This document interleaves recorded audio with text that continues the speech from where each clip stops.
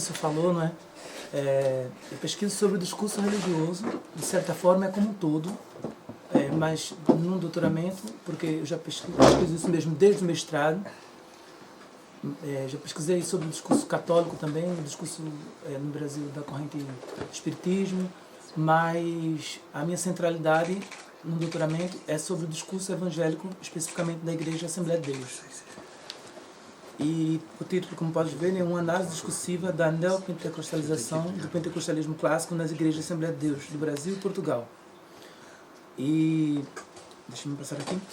Essa igreja ela tem uma representatividade social muito grande no Brasil e também aqui em Portugal ela tem uma certa representatividade.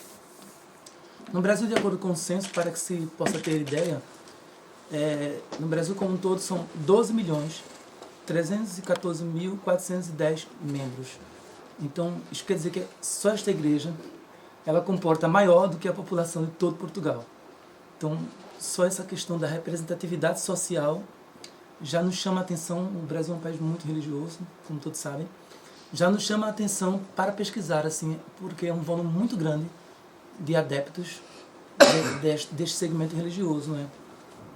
E aqui em Portugal também eu vim porque esta igreja ela surge no Brasil com a chegada de 2 missionários em 1910. São 2 missionários suecos que eles vão aos Estados Unidos e têm contato com o que chama de pentecostalismo, que era uma crença muito voltada à questão que chama da glossolalia. Então as pessoas creem que podem falar uma língua que é diferente da língua que nós conhecemos, das línguas seculares, uma língua que, segundo as pessoas que falam, né, dizem que é algo que faz ter um contato mais íntimo com Deus e que promove uma santificação, uma santidade espiritual. Isso mesmo tem origem no início nos Estados Unidos. Existe um movimento muito forte lá, do pentecostalismo, e esses 2 missionários têm contato com isso. A Suécia passava por um momento assim, de transição, não era a Suécia de hoje, e eles saem, por questões mesmo de dificuldades no país, eles saem para os Estados Unidos e lá têm contato com isso. Se chamam Gunnar Wigren e Daniel Bergen. Depois disso, existe um mito fundante de que eles dizem que receberam uma profecia de Deus, e na profecia estava escrito o nome Belém. Né? Belém do Pará, estava escrito lá, e eles, Pará, aliás, estava escrito Pará.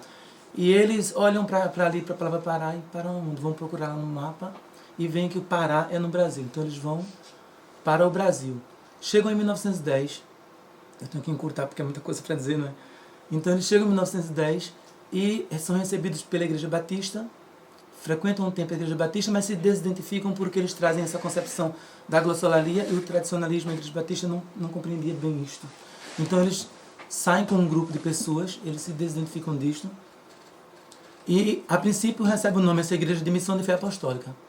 Depois disto, isso se dá em 1911, este nome, e depois disto eles passam, eu estou a encurtar, mas eles passam a receber o nome de Igreja Evangélica Assembleia de Deus.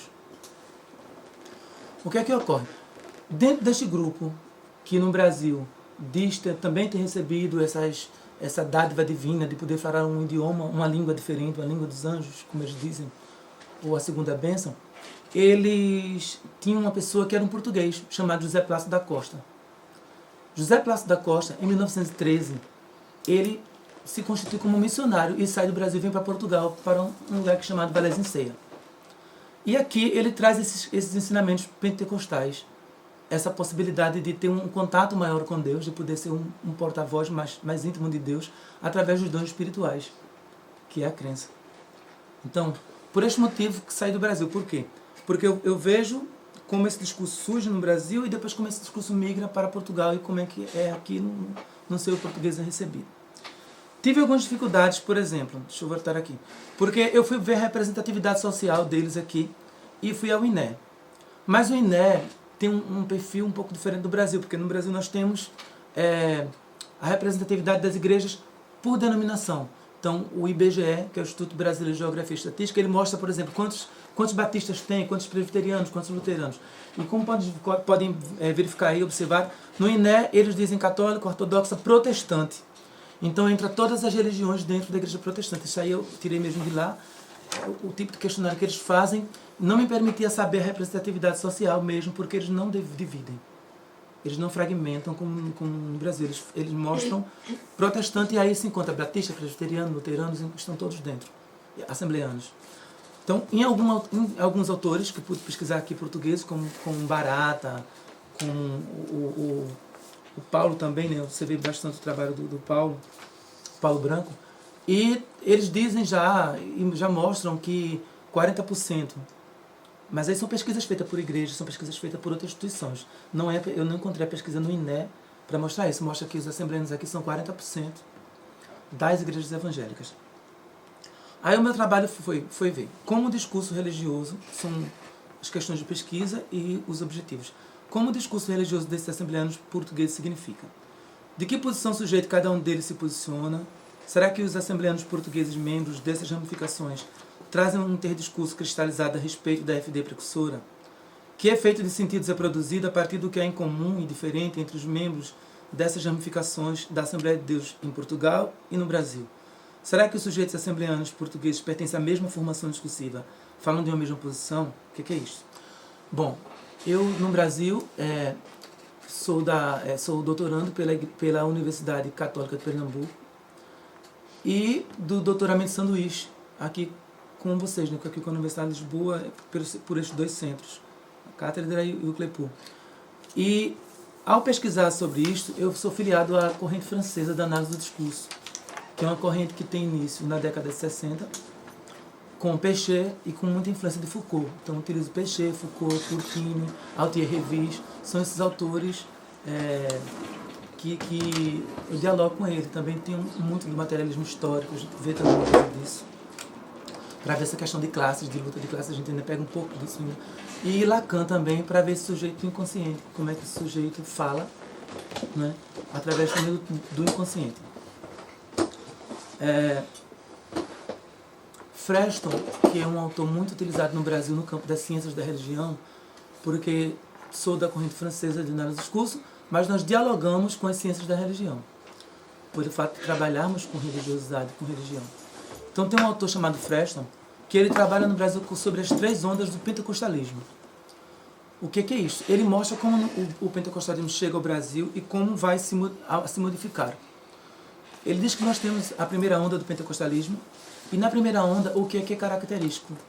Esta primeira onda ela tem início no Brasil com 2 igrejas, que é a Igreja Assembleia de Deus, em 1910, ao chegar, e em 1911 com a igreja chamada Cristã do Brasil. As pessoas que estavam identificadas a este primeiro momento, que é o momento onde se encontra a formação discursiva da Assembleia de Deus que eu pesquiso, elas eram identificadas com o Deus dos carismas. E havia uma centralidade no pré-milenismo. Então era o seguinte, os crentes se comportavam como: Jesus vai voltar, e se ele vai voltar, eu tenho que ser santo, tenho que me santificar, e preciso ter uma separação do mundo. Então nós temos aí 2 ordens, 2 planos, neste primeiro momento, que é o mundo espiritual, o mundo secular.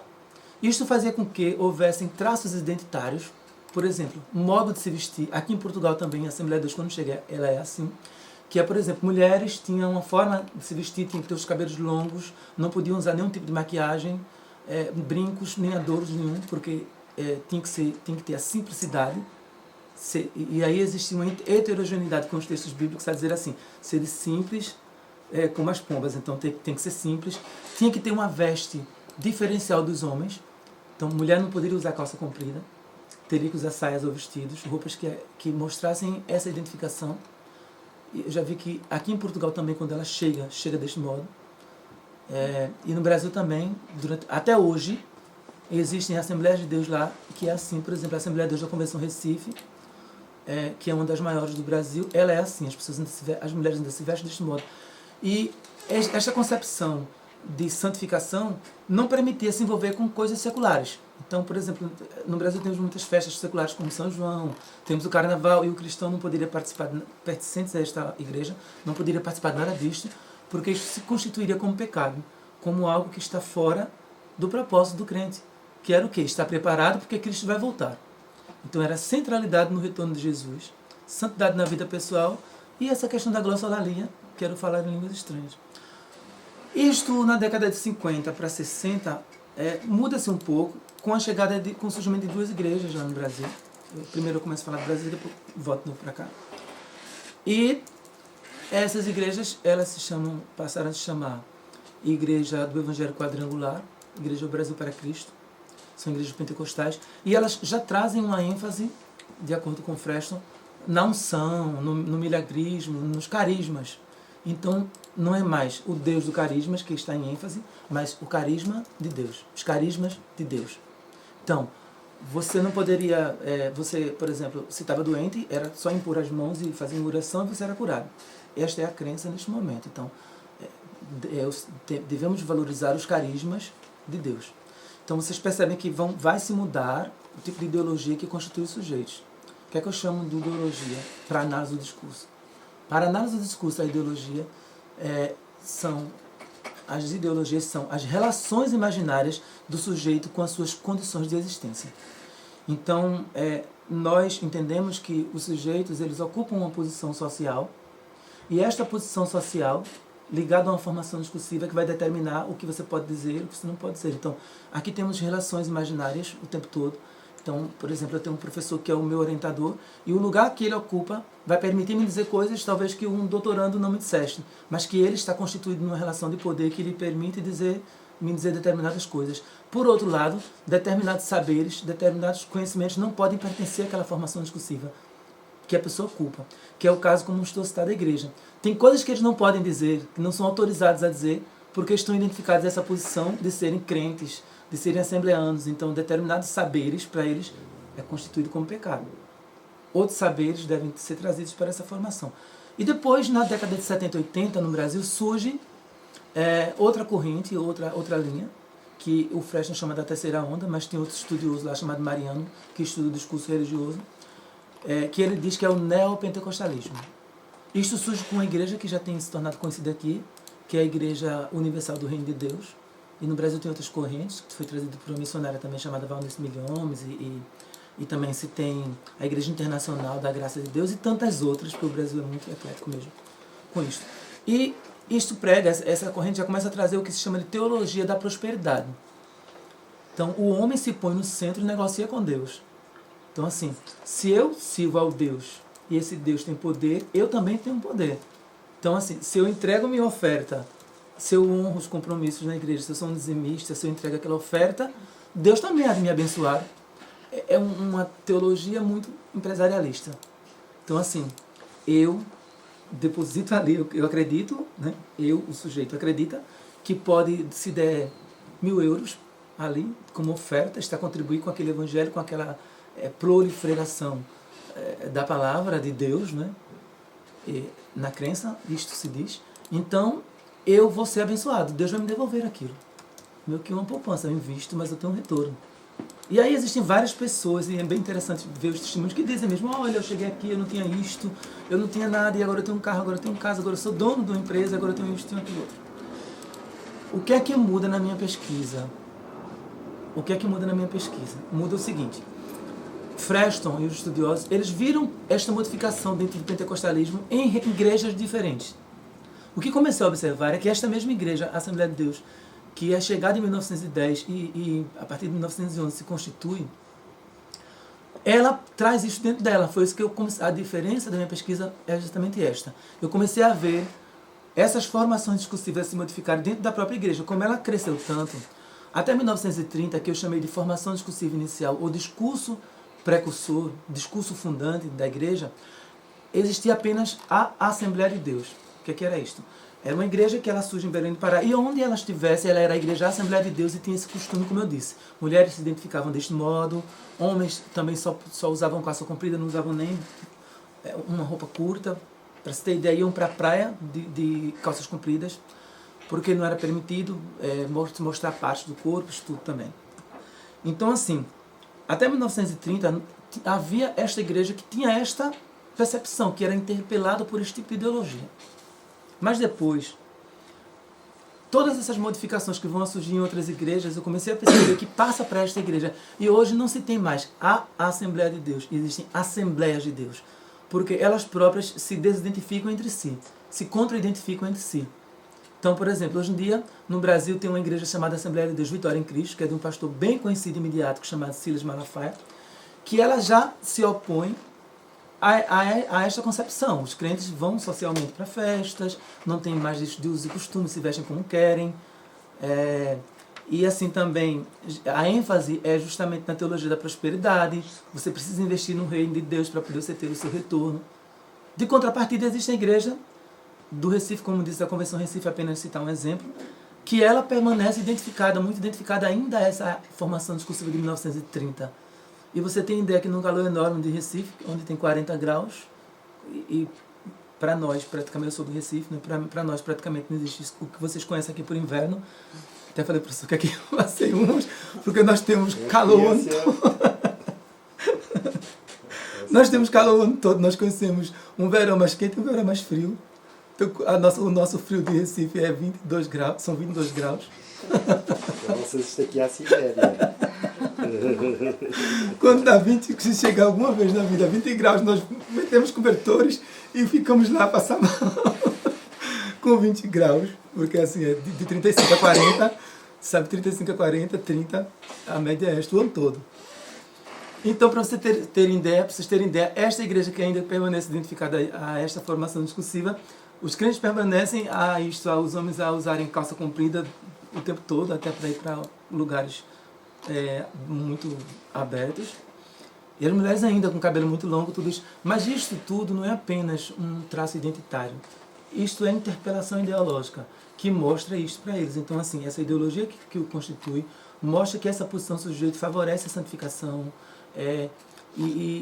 Eu estou a ver como é que esta mesma igreja vai se modificar. Então, de 1910, quando eles chegam, a 1911, quando se constitui, começa a construção da igreja, até 1930 tem esse discurso fundador. E eu vejo esses elementos. E depois eu começo a observar como isso vai se mudar. Então, eu vim para Portugal, entrevistei aqui crentes pertencentes a essa igreja. Vi que aqui em Portugal se começa também essa questão da teologia da prosperidade, como falei. Olha, aí vamos ver aqui. O que é que eu comecei a perceber da fundação para essa formação discursiva neopentecostal? No início, de 1900 até 1930, quando essa igreja surge, como falei, os crentes eram identificados a o que chamavam de uma simplicidade.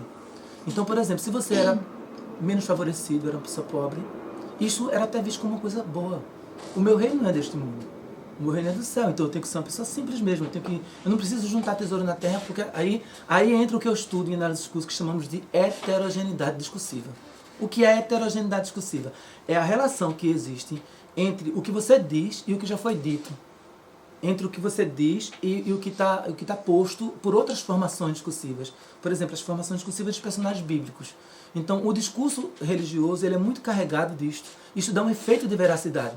Você diz algo, mas é assim, não é, vamos dizer que o professor Eduardo é um padre e diz determinada coisa, isso também tem na igreja católica, é o discurso como um todo, mas o que ele diz não é o que ele diz apenas, ele tem um diálogo com o texto bíblico que passa o efeito de veracidade. Nós dizemos que do ponto de vista da análise do discurso, Deus ocupa o espaço da onipotência do silêncio e o homem utiliza essa fala como sua fala específica. Então é o falar em nome de, como se fosse. Existe aí, nesse tipo de falar, o que nós chamamos também de anulação da reversibilidade, ou ilusão da reversibilidade. O que é isto? Eu estou a usar termos bem técnicos da análise do discurso, mas eu vou trazer isto. Então, o que é isto? Essa anulação da reversibilidade. Existem discursos que, ao serem ditos, permitem uma abertura muito grande para que sejam questionados. O discurso bíblico, o discurso religioso, ele já não se posiciona assim. Quer seja na igreja evangélica, na igreja católica, ele já não se posiciona assim. Por quê? Porque é o falar em nome de Deus. Quem está a dizer, dentro do simbólico, nas formações imaginárias daquela comunidade, quer seja católica, quer seja evangélica, não é um pastor e não é um padre. É um homem que está a ser usado por Deus. Então, é Deus que fala na boca desta pessoa. Percebes? Isso é tão forte que em algumas entrevistas que fiz, mesmo aqui em Portugal, que eu já noto um deslocamento um pouco mais diferente pela cultura do país, pela forma como os portugueses são mais contidos, são mais, como posso dizer assim, ao falarem as coisas, não são tão prolixos, falam sempre com mais atenção, Mas percebo também que este lugar ocupado por um pastor ou por um padre aqui em Portugal funciona também um pouco parecido com isso do Brasil. De tipo assim, pessoas que dizem assim, ah, mas ele falou, ele é uma pessoa de Deus, jamais eu vou dizer nada contra. Então aquilo que, por exemplo, seria questionado em outro tipo de discurso, no discurso religioso ele deixa de ser questionado, porque o lugar institui um poder, uma posição àquela pessoa de falar em nome de Deus. E essa reversibilidade, este poder questionar, ele é estancado. Claro que há pessoas que questionam, mas eu digo assim, não há essa abertura para isto, sabes? Porque aponta para dizer o seguinte, olha, Wanda, se tu falas do padre, tu tomas cuidado, tu pode ser castigado, tu estás a falar de uma pessoa que ali naquele momento disse aquilo que Deus falou para ele. Se tu falas desse pastor, olha, tomas cuidado, sabes? Isso no Brasil é muito mais forte, em comunidades mais distantes das capitais, por exemplo, eu encontrei pessoas que diziam assim, olha, eu não falo mal do pastor porque eu tenho medo até de contrair um câncer, porque acho que Deus pode me castigar. Isto eu digo assim, nas capitais não via. Porque, claro que o discurso também ele vai se modificar. O discurso ele é histórico. Ele é histórico, ele é social, não é? O que é discurso para nós da análise do discurso? Nós dizemos que o discurso ele é estrutura e ele é acontecimento. Ele é estrutura porque o linguístico apenas intervém como pressuposto. Nós não acreditamos que o sentido das coisas está na palavra, mas está no lugar que a palavra aponta. Então, a palavra ela sempre é histórica, ela é sempre social. E ela sempre está relacionada à posição de quem diz. Uma coisa que o presidente da República diz funciona de um jeito diferente de uma coisa que a Wanda diz. Porque o lugar socialmente constituído para ele faz com que, por exemplo, aqui em Portugal, no Brasil, em qualquer país, os portugueses tenham uma formação imaginária de que ele é o presidente. Ele é autorizado a dizer coisas que nós não somos. Então, assim, esta posição sujeito que nós chamamos, que é o lugar social ocupado pelo sujeito, vai ser constituído dessa forma. Então, é isso que vejo aqui, olha. Então, neste primeiro momento na FD clássica, ser simples era a posição sujeito do crente assembleano. Que existia uma dor pedagógica. O que é essa dor? Isso tudo eu comecei a perceber, não posso falar da pesquisa como um todo, porque a pesquisa está em andamento, mas estou trazendo algumas contribuições que já pode ser vista. A dor era pedagógica. O que é dor pedagógica? Jesus, Deus ou Espírito Santo permite que você sofra como ensinamento. Você tem uma relação heterogênea com o texto bíblico para lembrar de Jó. Então, o teu sofrimento, ele é para te ensinar, é para te amadurecer. Então, quem está identificado essa FD, essa formação discursiva, que é interpelado por essa ideologia cristã, neste momento, até 1930, que é chamado o pentecostalismo clássico, acredita deste modo, sabes? Pensa desse modo. E existia, como eu disse, essa separação, porque o alvo era o céu. Se o alvo é morar com Deus, nada neste mundo me importa. Não importa o que me façam, não importa eu querer ser... não é que não pudesse estudar, mas para que eu me preocupar com tanta coisa assim? Eu posso ser um doutor, mas a letra mata. Eu tenho que buscar mesmo a santidade e buscar mesmo o meu reino eterno. Tá? Os galardões eram buscados no céu. Então eu tenho que fazer aqui na terra para poder, quando eu chegar no céu, Jesus me dá uma coroa, me dá isso, me dá aquilo outro. Isso começa a se modificar. E o que é que eu vejo hoje? Vi aqui em Portugal, em igrejas que são desta linha neopentecostais, da Assembleia de Deus. E no Brasil, como esta corrente que falei, com o meu representante lá é o Silas Malafaia, que está direto aí no YouTube, a bombar no YouTube, acho que qualquer pessoa vê. A simplicidade, ela passa a ser uma coisa errada, um defeito. Você tem que, para ser cristão, você tem que prosperar na terra. Você tem que ter coisas daqui. O mundo, se eu sou filho do rei, eu tenho que ser rei. Então, isso já começa a se modificar. Tá? Isso tem a ver também com o mercado, com a competitividade entre as religiões, porque isso também existe. Muitas vezes pensamos que as igrejas, as religiões, desculpa o que eu vou dizer, não sei se eu vou ser crucificado, mas que as religiões elas têm o objetivo do religar apenas, assim, ligar o homem a Deus, tem isto. Mas ao estudar com profundidade, nós vemos que existem as questões capitalistas, existem as relações de poder, existem os preconceitos, não é? Existem outras coisas que muitas vezes, assim, talvez até o próprio Deus dissesse, olha, eu, tá de usar meu nome aí, mas eu, assim, acho que não concordo muito com isso. Desculpa dizer, acho que muito, assim, quis fazer uma brincadeira, mas é muito como é que eu posso dizer, perigoso eu estar a dizer isso, né? Falando de religião. Posso ser crucificado. Mas, assim, nós começamos a perceber coisas que estão na religião. Então, assim, o crente deixa, essa dor não pode ser aceita mais. A dor não é para ensinar. A dor vem do diabo. Então temos que combater aquilo tudo que vem do diabo. Não é normal você sofrer. Você tem que prosperar. O nosso alvo, tá, vamos para o céu, mas o nosso alvo, o primeiro alvo é a terra. temos que ter destaque aqui, temos que ser grandes empresários, temos que ser... Esta formação discursiva ela vai se modificar. A nossa preparação é para alcançar bens. Temos que ter realmente aqui coisas que não alcançamos, porque nosso Deus é rico. E a empresariação do sagrado começa a se trazer também para a religião objetos que têm essa questão de se tornarem sagrados.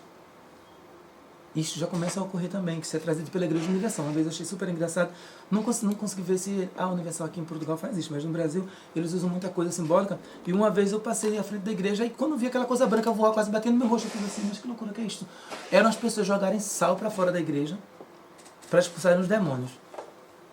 Jogavam sal, usam coisas, tem muito forte no Brasil, assim, nessa Universal que diz assim, você tem que pegar no cajado que foi de Arão.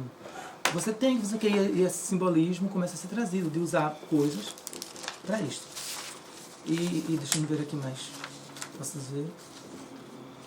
E assim, tudo isso é interessante porque vem sendo trazido, acho que eu mostrei tudo isso vem sendo trazido para o discurso.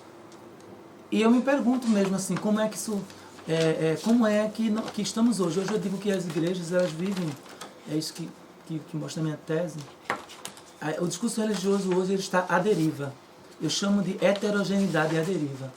Porque, por exemplo, eu já tive a oportunidade também, que eu desloco um pouco para falar, que estudei também sobre o discurso católico, e a Assembleia de Deus me chamou o foco, já disse por quê, né? Pela representatividade social, e porque por ela ser muito grande, ela traz vários segmentos com formações discursivas. Então isso é muito interessante, contrapor.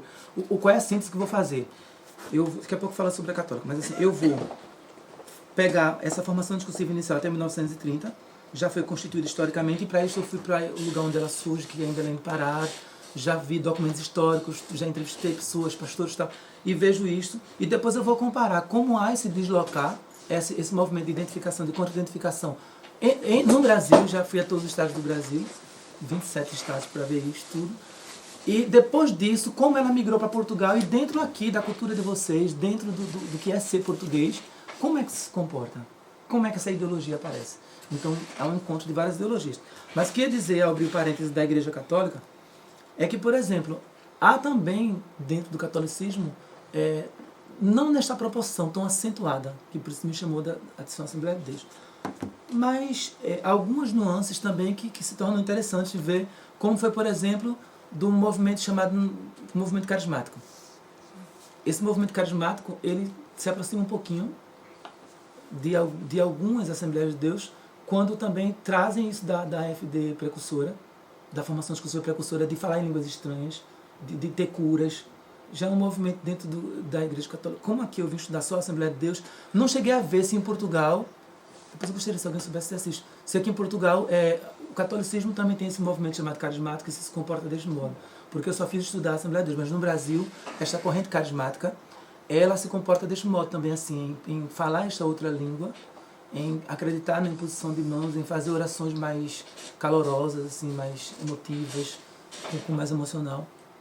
E eu abri esse parênteses porque isso me chamou a atenção. Talvez, não sei se no meu pós-doutoramento eu passaria a voltar para estudar o catolicismo, para ver isto por cá, para ver como é que se comporta aqui em Portugal. Mas é isto. A minha pesquisa ela se posiciona deste modo. E isso realmente me chama a atenção, porque eu vou ver todo este manifestar da ideologia, das ideologias que constituem este tipo de discurso. Como é que aparece este diálogo? Porque o discurso religioso, já estou a finalizar, ele se constitui basicamente assim: Deus, Jesus, Espírito Santo, tá? Então, dentro desse Deus, Jesus, Espírito Santo, esse discurso ele é materializado na Bíblia.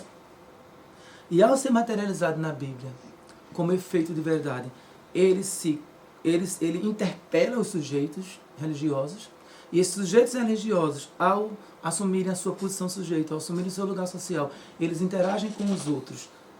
E há sempre esse evocar do histórico, há sempre essa relação escrita na historicidade de trazer o texto bíblico, que nós chamamos de heterogeneidade discursiva, que referenda aquilo que eu digo, que aquilo que eu digo passa a não ser aquilo que eu disse, mas passa a ser aquilo que Deus disse. Então, assim, bom, basicamente é isto. Agradeço a oportunidade. Espero ter me feito entendido.